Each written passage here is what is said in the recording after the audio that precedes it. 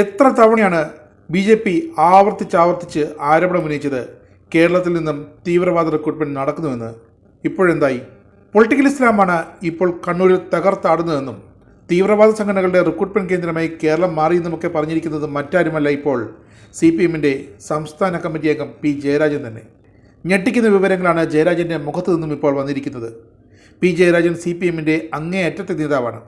അങ്ങേയറ്റമെന്ന് പറഞ്ഞാൽ ഏതറ്റം വരെയും പോകാൻ കെൽപ്പുള്ള കണ്ണൂരിൽ പലയിടത്തും അത് നടപ്പാക്കിയിട്ടുള്ള കമ്മ്യൂണിസ്റ്റ് പാർട്ടി നേതാവ്. പറയുന്നതൊക്കെ മാറ്റിപ്പറയാൻ ജയരാജൻ തയ്യാറായിട്ടുമില്ല. കേരളത്തിൽ നിന്നും ISലേക്ക് റിക്രൂട്ട്മെൻറ്റ് നടക്കുന്നുവെന്നായിരുന്നു P. ജയരാജൻ്റെ ആ പരാമർശം. യുവാക്കൾ പൊളിറ്റിക്കൽ ഇസ്ലാമിലേക്ക് വഴിതെറ്റുന്നു, ചെറുപ്പക്കാരിൽ തീവ്രവാദ ആശയം സ്വാധീനം ചെലുത്തുന്നു, കണ്ണൂരിൽ നിന്നുള്ള യുവാക്കൾ മതഭീകരവാദ സംഘടനയുടെ ഭാഗമായിട്ടുണ്ട്.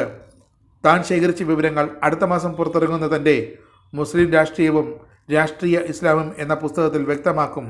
ഇതൊക്കെയാണ് കേരളത്തിൽ ഞെട്ടിച്ച CPM നേതാവിൻ്റെ വെളിപ്പെടുത്തൽ.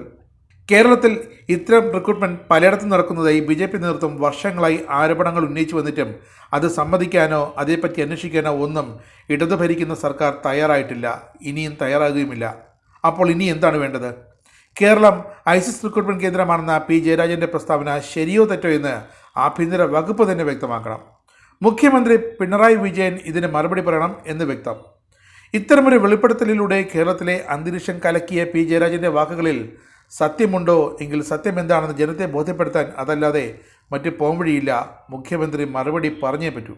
PV അൻവർ MLA ഉയർത്തിയ വമ്പൻ ആരോപണങ്ങൾ വളരെ നിഷ്പ്രയാസം CPM നേതൃത്വം ഇടപെട്ട് പോലീസ് അന്വേഷണം പ്രഖ്യാപിച്ച് ഒത്തുതീർപ്പാക്കി. ഇപ്പോൾ അൻവറിന് മിണ്ടാട്ടവുമില്ല. അഴിമതിക്കെതിരെ അരിവാൾ ചുറ്റുക യുദ്ധം പ്രഖ്യാപിച്ച അൻവർ ഇപ്പോൾ നിലമ്പൂരിൽ നിന്നും പുറത്തിറങ്ങുന്നതേയില്ല. അപ്പോഴാണ് CPMലേക്ക് അടുത്ത കുരിശ് വരുന്നത്. അതും സാക്ഷാൽ P. ജയരാജൻ്റെ വായിൽ നിന്നും വന്ന ചില നിലപാടുകൾ, ശക്തമായ നിലപാടുകൾ. പക്ഷേ അത് മറ്റ് ഇടത് നേതാക്കൾക്ക് അപ്രിയമായ നിലപാടുകളാണ്. ജയരാജൻ പറഞ്ഞതൊക്കെ വ്യക്തിപരമെന്ന് പറഞ്ഞ് തള്ളിക്കളയാനും പറ്റില്ല. തീവ്രവാദ സംഘടനകളുടെ റിക്രൂട്ട്മെൻറ്റ് കേന്ദ്രമായി കേരളം മാറിയെന്ന CPM സംസ്ഥാന കമ്മിറ്റി അംഗത്തിൻ്റെ പ്രസ്താവന അതീവ ഗുരുതര സ്വഭാവമുള്ളത് തന്നെയാണ്. പൊളിറ്റിക്കൽ ഇസ്ലാം യുവാക്കളെ ഭീകരവാദത്തിലേക്ക് നയിക്കുന്നുവെന്നും താൻ ശേഖരിച്ച കൂടുതൽ വിവരങ്ങൾ വെളിപ്പെടുത്തുമെന്നുള്ള സംസ്ഥാന കമ്മിറ്റി അംഗത്തിൻ്റെ അഭിപ്രായം തന്നെയാണോ CPMനെന്ന് ഇനിയും ജനത്തിന് വ്യക്തത വരേണ്ടതുണ്ട്. അതുകൊണ്ടാണ് പ്രതിപക്ഷ നേതാവ് VD സതീശൻ അടക്കം ആവശ്യപ്പെട്ടത് ഇക്കാര്യത്തിൽ അറിയേണ്ടത് മുഖ്യമന്ത്രിയുടെ നിലപാട് എന്താണെന്നാണ്. അതുതന്നെയാണ് BJPക്കും ആവർത്തിച്ച് ചോദിക്കാനുള്ളത്. കാരണം ആഭ്യന്തര വകുപ്പ് മുഖ്യമന്ത്രിയുടെ കയ്യിലാണ്. മുഖ്യമന്ത്രിയുടെ സ്വന്തം ജില്ലയായ കണ്ണൂരിൽ ഇത്തരം റിക്രൂട്ട്മെൻറ്റ് നടക്കുന്നുവെന്ന് ജില്ലയിൽ നിന്ന് തന്നെയുള്ള ഒരു സംസ്ഥാന സമിതി അംഗം ആരോപിക്കുന്നതിലും സ്ഥിതി ഏറെ ഗൗരവതരമാണ്. P. ജയരാജൻ പറയുന്നത് പോലെ ISIS റിക്രൂട്ട്മെൻറ്റ് കേന്ദ്രമായി കേരളം മാറിയിട്ടുണ്ടെങ്കിൽ അതിൻ്റെ ഉത്തരവാദിത്തം സംസ്ഥാന സർക്കാരിന് തന്നെയാണ്, മറ്റാർക്കുമല്ല. സർക്കാരിനും ആഭ്യന്തര വകുപ്പിനും ഇത് സംബന്ധിച്ച് ആധികാരികമായ വിവരങ്ങളോ ഇൻ്റലിജൻസ് റിപ്പോർട്ടോ ഉണ്ടോ എന്നാണ് പ്രതിപക്ഷത്തിൻ്റെ അടക്കം ചോദ്യം. എങ്കിലത് പങ്കുവയ്ക്കാനാണ് പ്രതിപക്ഷ നേതാവ് VD സതീശൻ മുഖ്യമന്ത്രിയോട് ആവശ്യപ്പെടുന്നത്. ഇനി അടിസ്ഥാനരഹിതമായ ഒരു ആരോപണമാണ് P. ജയരാജൻ ഉന്നയിച്ചതെങ്കിൽ അദ്ദേഹത്തിനെതിരെ നടപടിയെടുക്കണമെന്നാണ് പ്രതിപക്ഷത്തിൻ്റെ ആവശ്യം.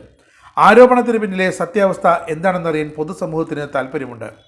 പൊളിറ്റിക്കൽ ഇസ്ലാം പരാമർശത്തിൽ വിവാദം ശക്തമാകുന്നതിലൂടെ എന്താണ് P. ജയരാജൻ പറഞ്ഞതെന്ന് തനിക്ക് അറിയില്ല എന്നാണ് PB അംഗം കൂടിയായ A. വിജയരാഘവൻ ഒളിച്ചു കളിക്കുന്നത്. സത്യാവസ്ഥ ഇതാണ്. P. ജയരാജൻ്റെ ആ പുസ്തകത്തിന് താനാണ് മുഖപ്രസംഗം എഴുതിയതെന്ന് A. വിജയരാഘവൻ സമ്മതിച്ചിട്ടുണ്ട്. പുസ്തകത്തെ പരിചയപ്പെടുത്തി ഒരു കുറിപ്പ് അതിൽ എഴുതിയിട്ടുണ്ട്. അതാണ് വിജയരാഘവൻ വ്യക്തമാക്കിയത്. എന്നിട്ടാണ് പുസ്തകത്തിനുള്ളിൽ എന്തെന്ന് തനിക്ക് അറിയില്ല എന്ന നിലപാട് വിജയരാഘവൻ എടുക്കുന്നത്. കലക്കവെള്ളത്തിൽ മീൻ പിടിക്കുന്നത് പോലെ കത്തോലിക്ക സഭയും രംഗത്തെത്തിയിട്ടുണ്ട്.